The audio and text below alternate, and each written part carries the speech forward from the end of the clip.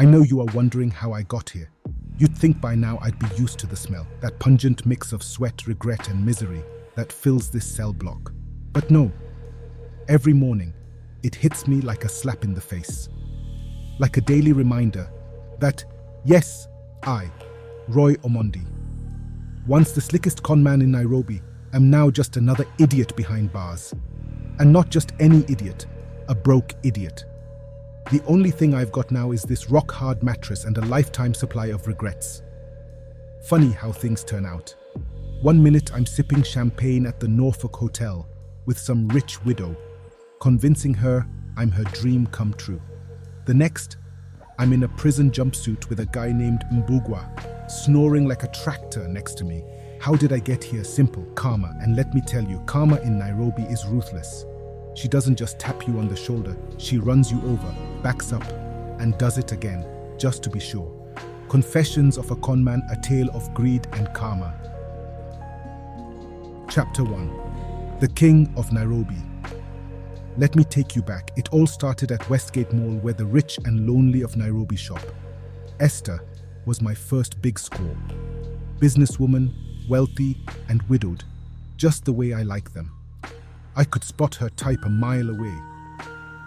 She had that look of someone who missed being in love, who wanted to believe in fairy tales again.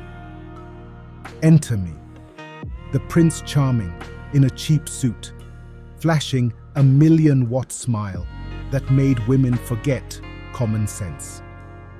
I told her everything she wanted to hear, took her to fancy restaurants, pretended to care about her obsession with charity work. Ha! I even let her talk about her dead husband's legacy. Yawn. But hey, you gotta put in the time to get to the cash, right?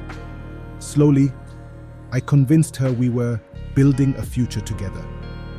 You know what that means. Bank accounts, joint investments, blah blah blah. At first it was small amounts.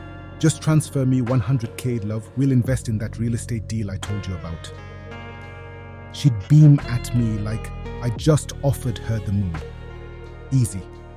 Within 6 months, I'd siphoned a good chunk of her savings, and she didn't have a clue. But Esther wasn't the only one. Monica, Ruth, Liz, there were more. Nairobi's rich and naive women were my personal ATM.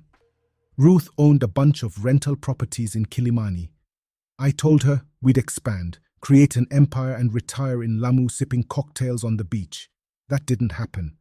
What did happen was that I emptied her account so fast she didn't even have enough left to buy a Matatu ticket. Monica, she had family money, trust fund. She'd inherited a ton when her parents died. Sad story, but not sad enough to make me feel bad. I convinced her I was the love of her life. I wasn't. I was the love of her bank balance. Chapter 2. The Liz problem. Liz was different. Liz was the one who didn't fall for my tricks. We met at some high-end cocktail party in Karen. I could tell from the start she was trouble, but the good kind, rich and smart, with that sharp look that made me nervous. Still, I thought I could charm her. I always did. Wrong. Liz was smarter than I thought. She let me believe I had her hooked, even let me pull some of my usual tricks. But the whole time, she was playing me. She was digging into my past, connecting the dots. She knew about Esther. She knew about Monica. And Ruth? Oh, she knew her too. Nairobi is a small town when you think about it, especially for women with money. But I was too busy enjoying myself to notice. You see, by then, I had enough cash flowing in to live like a king. Fancy dinners, trips to the Mara, driving around in a new Range Rover. Life was good until it wasn't. Chapter 3. The Big Reveal. It all came crashing down one night at Esther's house. Picture this. I'm at dinner, sipping wine, feeling pretty smug about life. Esther's talking about our future, as usual, and I'm nodding along, pretending to care. And then, boom! The doorbell rings. I freeze when I see who's standing there. Liz. What in the hell was she doing at Esther's place? My brain goes into overdrive, trying to figure out how to play this cool. But before I can even react, Monica walks in behind her. Then Ruth. It's like a bad dream. Only this time, I'm not waking up. Esther, bless her, still hasn't figured it out. She's smiling like an idiot, thinking it's some kind of surprise reunion. Me? I'm sweating bullets. Liz speaks first because of course she does. Roy, care to explain? She pulls out receipts, literal bank statements, text messages, even photos. My heart stops. How the hell did she get all this? Turns out, Liz had been working behind the scenes for months gathering dirt. And the other women, they were all in on it. I tried my best to charm my way out of it. Ladies, this is all a misunderstanding. Spoiler alert, it wasn't. I might have been able to fool them individually, but together, they weren't buying it. They had the evidence, and Liz had already spoken to a lawyer. I was done. Chapter 4, the trial is fast forward to the courtroom. Picture me in the dock, looking like a fool in a cheap suit. Across from me, Esther, Monica, Ruth, and Liz, front row, glaring daggers. My lawyer, bless his clueless soul, tried to paint me as a misunderstood romantic, but let's be real. There was no way I was walking out of this one. The prosecutor tore me to shreds. Fraud, theft, manipulation, you name it, I was guilty of it.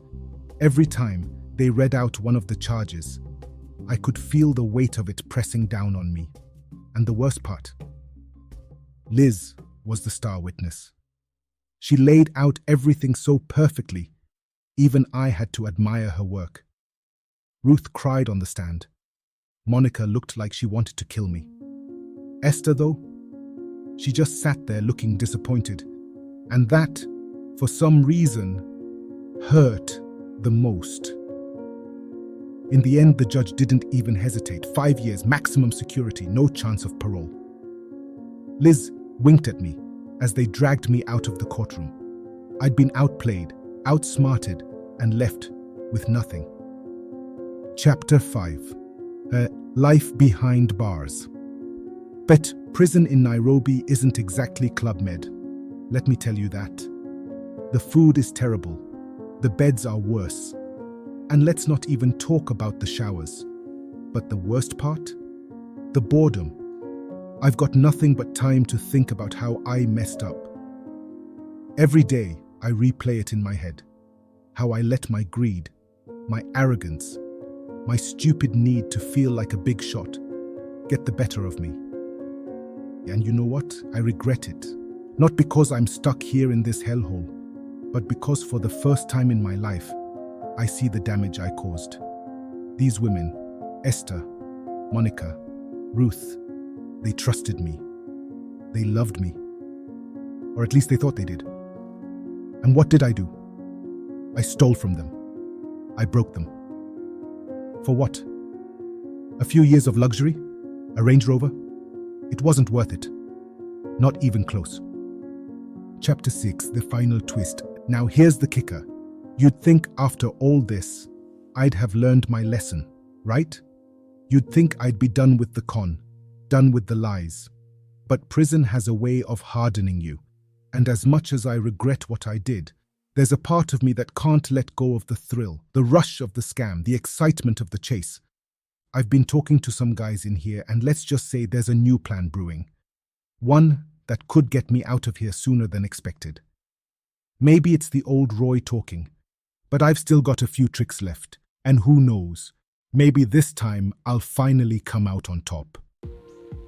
Epilogue, the game isn't over, so here I am, sitting in this tiny cell, plotting my next move. Am I a changed man?